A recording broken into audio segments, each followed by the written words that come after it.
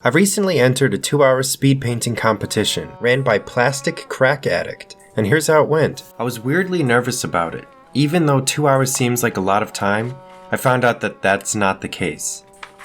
I set up my desk with all the paints I was planning on using, my painting recipe book, and a timer. I also like to keep a completed mini of the same type near me if possible, as inspiration or when trying to match an old piece. The challenge allowed for multiple painting sessions. I did not want to use an airbrush for the challenge, and I did want to finish my first session with an oil wash, so I had time to let it dry overnight between painting sessions. The challenge also allowed you to start with the zenithal highlight.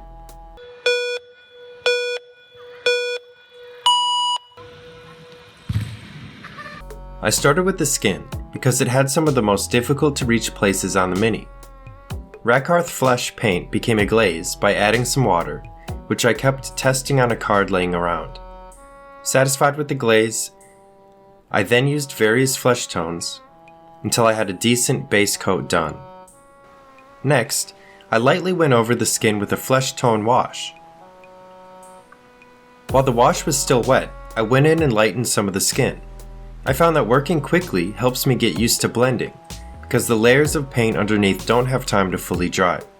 I highly recommend getting a mini with a lot of skin and trying to do the skin quickly.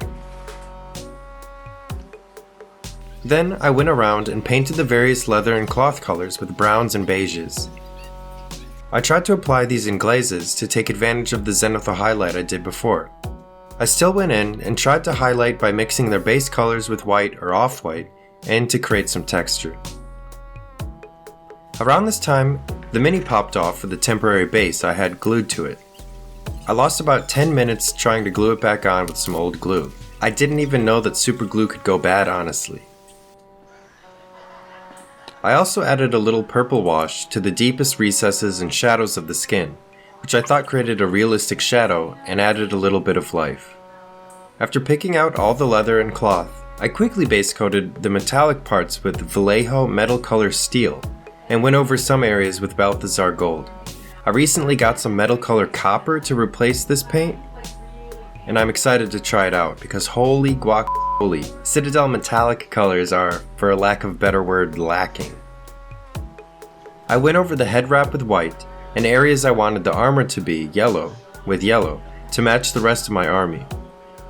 Then I hit the cables with black, and the gun casing and the pickaxe handle with red. Before I mixed the wash, I wanted to get started on the base. I base coated the sand with a mix of buff and yellow ochre. I also painted one of the barrels blue and stabbed at the edges with steel. The whole base coating process took about an hour. Half the time, but not too bad I think.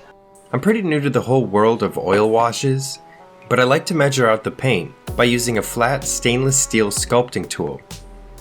I used 2 parts black to 1 part brown and mix them into a little container with some odorless mineral spirits. I then take a big brush I don't care about messing up and cover the whole mini. I probably went a little too thick with this, but I was panicking a little bit at this point.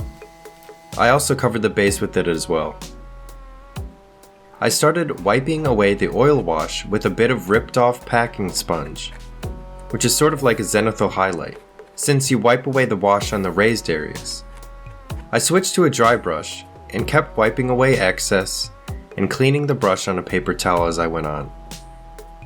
And with that, 47 minutes remaining, the first session was done and the oil wash could dry. The next day, I started session 2 by dry brushing the base with a sand color and applying a red wash to allow time for the wash to dry. I have a more in-depth tutorial on how I make and paint these junkyard bases if you're interested. I added a very light wash of Agrex Earthshade on the head wrap and began to edge highlight the leather.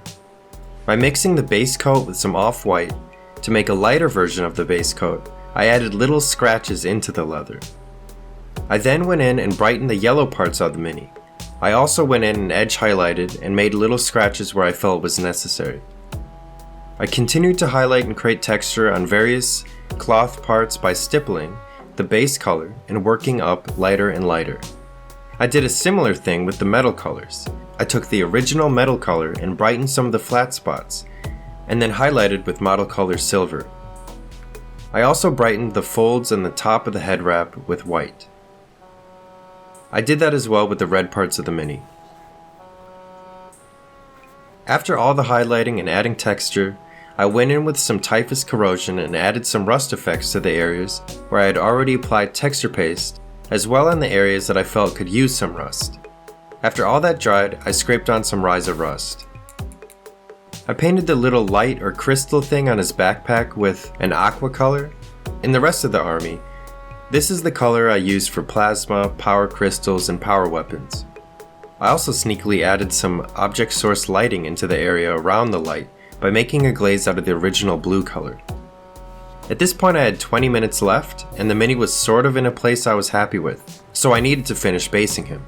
I added some grass tufts, which then I dry brushed with white, glued the Ogryn on, painted the rim black, and with 10 minutes left, I decided to do some finishing touches. I blacklined the Mini with some Nuln Oil, focusing on areas that seemed to need more definition, such as his right arm. I also added some pigment powder to the base and onto his legs.